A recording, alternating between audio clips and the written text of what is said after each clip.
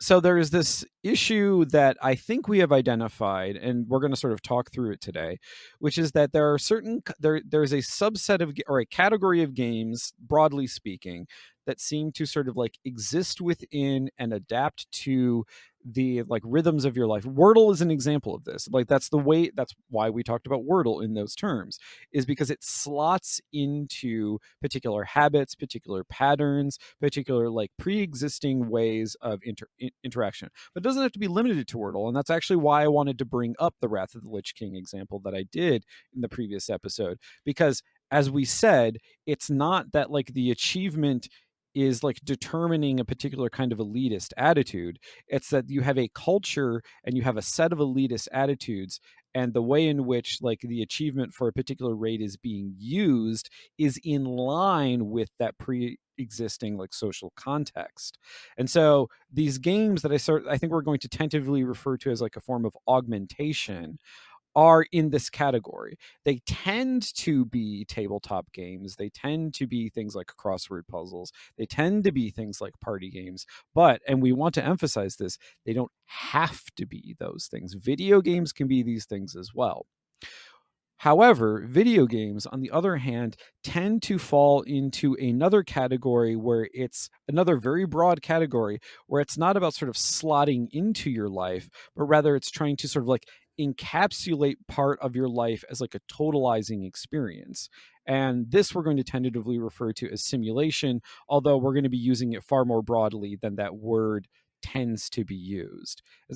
And so then this is the idea, this is sort of like what underlies the basic like concept of immersion in gameplay. The idea is that gameplay removes you from your, not from your life, but from like that ordinary sequence, that ordinary flow that your life kind of sort of falls into. And that's why you do things like forget to eat or like lose track of time, because of the fact that you're being sort of like sequestered from all of that other stuff in your life. And the game does that.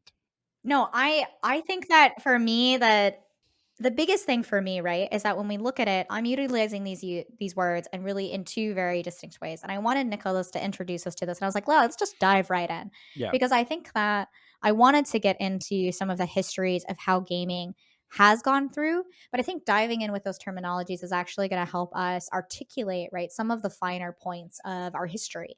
Yeah, Right. And exactly. when I say our history, I don't mean like our history as humans, though, like kind of, but I mean our history of gaming. Right. Yeah. Because for me, players that want an augmented experience want something that fits in with the natural rhythms of their everyday life, and wants something that isn't, that it's not so much steps them outside of their comfort zone, but that it isn't so far outside of who they are. Well, I it's think it's scaffolded in a it's sense by their scaffolded, life. Yeah. right? It's scaffolded by their life. It has this grounding. And I'm not saying that in an augmented world or in an augmented game could actually probably have simulated experiences within it, but I just want to Yeah. talk about that augmentation, right? Yeah. Versus simulation is, this is how academia and how academics referred to video games way back when game design history and game design kind of theory and critique were starting, is because they recognized that it was a simulation, as in when you had the prisoner's dilemma, right, or the prisoner versus the warden's Yeah. experiment. A lot of psychological experiments were called simulated experiences because it was supposed to put you in the frame of reference of someone else and simulate something. It Yeah. was also known as, like, way back when, right? It was also known in psychology. Psychology.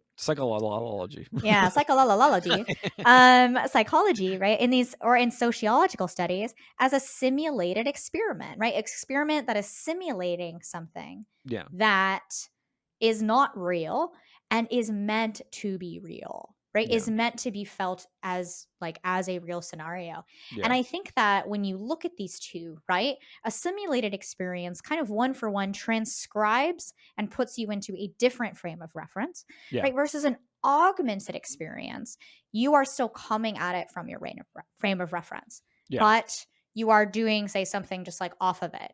Yeah. Lauren Ash, am playing Wordle, but Lauren Ash, the player, am playing, right, the Inquisitor in Dragon Age. I'm Yeah. playing the Warrior of Light, but I'm definitely not the warrior of light. Yeah, I feel like exactly. I would be Yeah. much cooler and I could somehow translate to different worlds.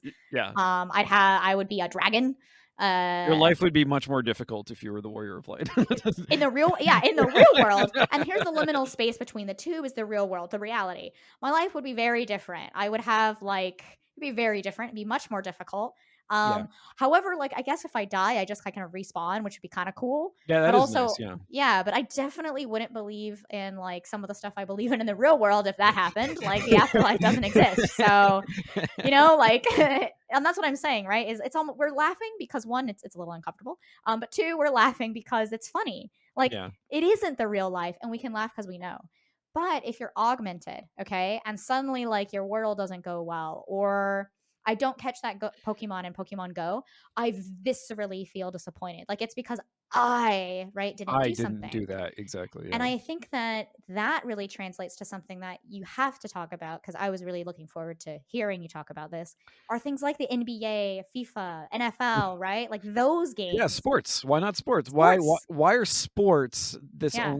their own, like, And compartmentalized thing? Yeah. why are sports their own compartmentalized thing on this Super Bowl Sunday? Okay. I didn't even realize that when I I looked didn't up the realize show that until I myself. went to the bakery this morning and there was no line. And I was like, wow, I'm so lucky. And they're like, it's So, Super Bowl a Sunday. very, very rare topicality. A That's very pretty rare nice. time. Or usually not.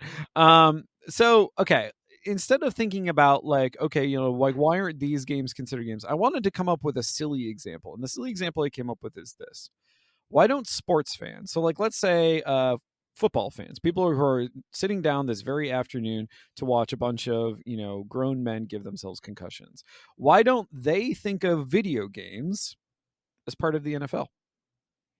And I know that might seem like sort of a silly question, and the answer to it is kind of obvious. It's because, like, well, because video games don't really factor into it. Like, there are, though there are, like, the Madden series, a very popular series of games based upon, like, this particular league, but it's not considered to be sort of appropriately part of it.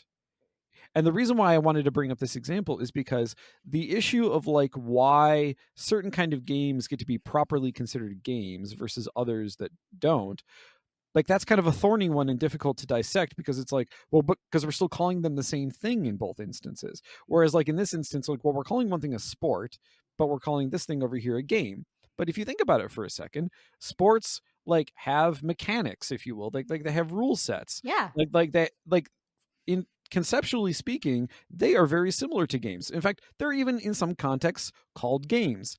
Gambling is another instance of this. Gambling is often defined as a kind of gaming, and yet at the same time, we don't actually think of gambling as part of sort of, like, the video game worldview. And in fact, in many instances, when gambling is involved in video games, people often very strongly abreact to it.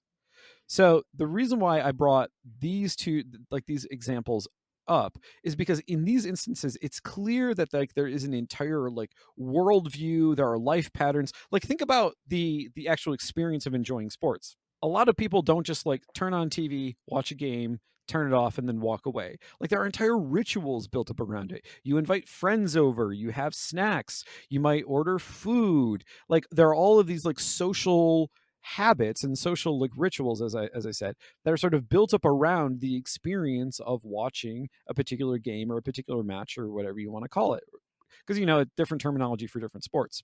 No, right. And then what's interesting though is that if we look at this, like stepping away from games so I can dive back into games as I am want to do on these episodes, if you look at it from an Oscars watch party, for example, a lot of Yeah. people do this with like awards ceremonies, right? Yeah. Like the Game Awards, like Yeah, everybody. you and I literally did this for the Game I mean, Awards. we literally did this for the Game Awards, right? It was remote, but we're like, oh, I have my snacks. Like, I'm cooking the pizza. I actually don't remember what I ate or if I ate. I mean, I did eat because I'm right. I watched the Game Awards with my oven behind me. Yeah. But I'm just saying, like, so in my kitchen, yay. But I think that it's like one of those things where you look at it and you go, these are the rituals that you do for everything, right? But then if you that's where when you think about esports, right? Yeah. Esports are not really about, hey, whose football team in the NFL or the Madden games is actually going to win, and you pit these real life games together, or a real life simulated version of this game. Is more that it's like, oh, it's Overwatch, right? It's the Yeah. Overwatch League, or you're watching Valorant tournaments, right? Or, honestly, more in like in my kind of social sphere is actually Smash.